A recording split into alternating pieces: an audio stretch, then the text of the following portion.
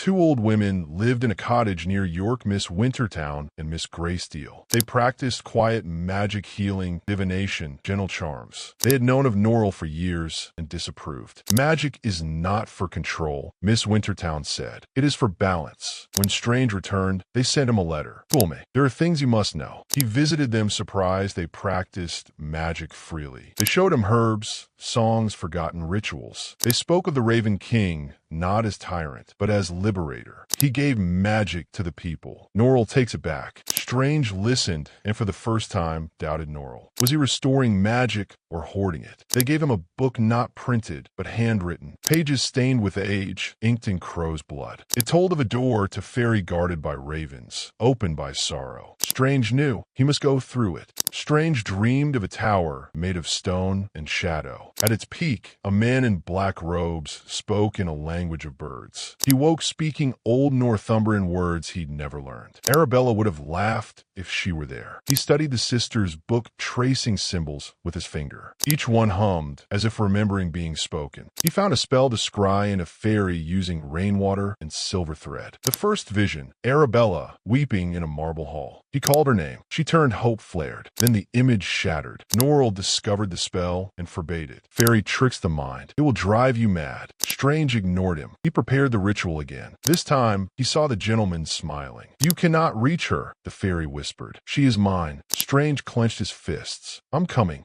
The Raven King was not born, he was stolen. A child taken by fairies who made him their king. He rebelled, mastered their magic, then overthrew them, ruled northern England for 300 years. He taught magic to peasants, children, beggars, not scholars. Spoke in Old Northumbrian, commanded ravens. He vanished one day, some say to sleep, others to wait. His name became taboo. Only fools spoke it. Strange read aloud. John Usglass. The candles blew out. A raven tapped at the window. Norrell heard the name and fainted. When he woke, he wept. You've awakened him. Strange didn't care. He believed Usglass could help. If he freed men from fairies once, he can do it again. That night, a road of stones appeared in the garden. It led to a door shaped like a raven's beak. Scholars debated. Was the Raven King good or evil? Most said cruel. A few said necessary. Strange argued. He gave magic back to the people. Norrell snapped. He brought chaos, madness, ruin. They stopped speaking. Letters went unanswered. Magic divided them more than any argument. Vinculus appeared in London ragged, barefoot, radiant. He carried the prophecy like a banner. The two magicians, he shouted, shall bring back the king. Guards silenced him, but the word spread. Strange sought him out. Tell me everything. Vinculus smiled. You already know. He gave Strange a scrap of parchment written in raven's ink. It showed a path and a ferry through sorrow and storm. Strange copied it, then burned the original. No one else gets this power, he said.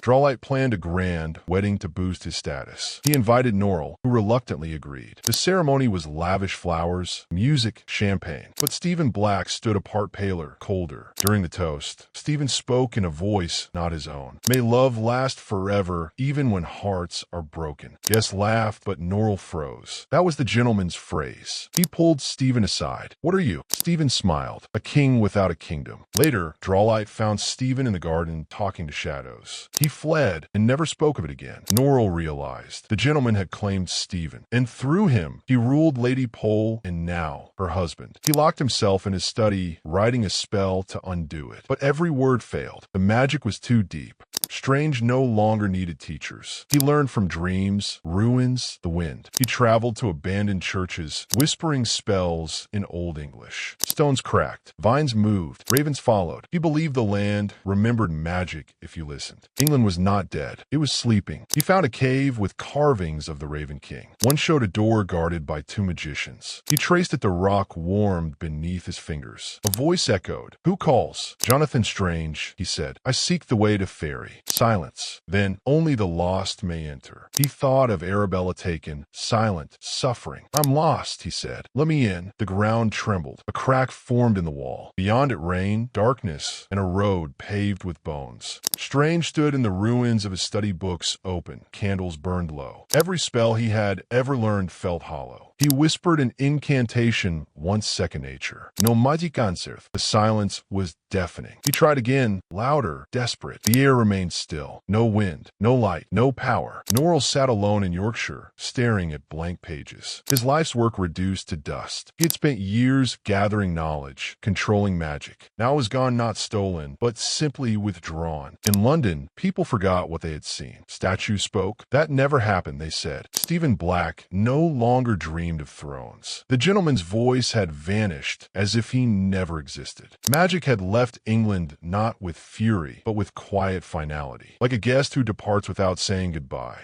Strange rode through a land where rain fell upward and trees walked. This was fairy, not a place, but a state of being. He followed a road paved with silver mist, one that changed with every step. It led nowhere, and everywhere. Shadows whispered in old Northumbrian words he understood without learning. They called him by a name he did not know. Doors appeared in midair, some opened to ballrooms, others to abysses. He passed them all. He sought only one, a raven perched on a dead branch, watching. When he looked back, it was gone then behind him. Time bent here. An hour could be a day, a year, a breath. Arabella might have aged, or not lived at all. He found a signpost rusted, ancient, pointing in 4 directions. One read, to lost things. He took that path. The sky darkened, the road narrowed, and far ahead a pavilion of glass and thorns.